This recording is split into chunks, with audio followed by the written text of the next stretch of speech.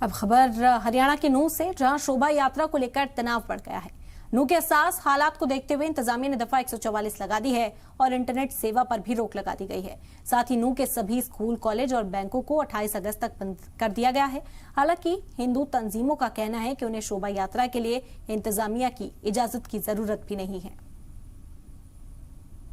तो आपको बता दें कि जिस तरह से कशीदगी नूंह में देखने को मिली थी, उसी पर काबू पाने के लिए अब किसी तरह का कोई यहाँ पर तनाव ना हो, कोई झगड़ा ना हो, इसी वजह से इंतजामिया हाई अलर्ट पर है। अपील ये की जा रही है लोगों से कि किसी तरह की कोई शोभा यात्रा ना निकाली जाए। जो आसपास के मंदिर हैं वहीं पर ये जो पूजा अर्चना है इसे किया जाए और इस तरह के तनाव पूर्ण हालात बनने से रोका जाए। और लेकिन हिंदू तंजीमें जो हैं वो लगातार बजिद हैं।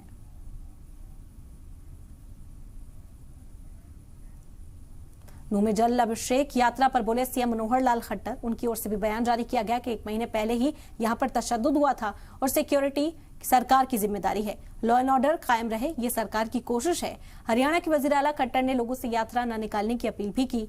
वजीर आला ने कहा कि कई इंतजामिया और पुलिस ने फैसला लिया है कि यात्रा न कर और कभी अपने अपने जो मकामी आसपास के मंदिर हैं वहीं पर पूजा अर्चना करें।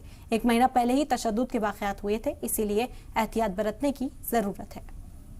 पहले ही जिस प्रकार की घटनाक्रम हुआ है तो वहाँ की लॉ एंड ऑर्डर की व्यवस्था बनी रहे, सुरक्षा रखना इस सरकार का दायित्व होता है। हमने अपील भी की है और अपील करने के बाद हमारे एडमिनिस्ट्रेशन ने, पुलिस ने, प्रशासन ने ये निर्णय लिया है कि यात्रा न करके सब लोग अपने अपने स्थानीय मंदिरों में जाकर जलाभिषेक का कार्यक्रम करें और हरियाणा में जहाँ भी है वहीं करें। कोई बाहर से जाकर के किसी स्थान पर अगर कोई प्रदर्शन करते हैं उसमें से 1 महीना पहले ये घटना हुई, उसकी सावधानी रखने के लिए यात्रा के लिए बना गया है।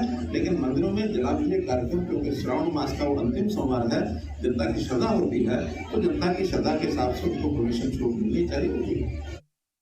हमने जो ब्रज मंडल यात्रा है उसके बारे में जो परमिशन थी वो डिनाई कर दी है।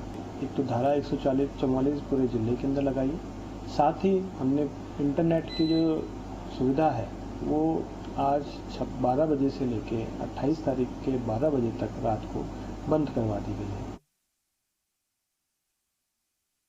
जब मेवात का सारा हिंदू समाज आगे आ गया है तो हम मेवात से बाहर के हिंदू समाज को वहां निमंत्रित नहीं कर रहे हैं।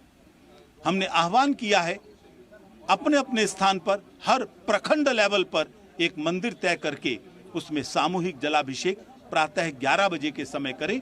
11 बजे मेवात के सभी मंदिरों में होगा और सभी मंदिरों में सामूहिक जलाभिषेक पूरे हरियाणा में भी।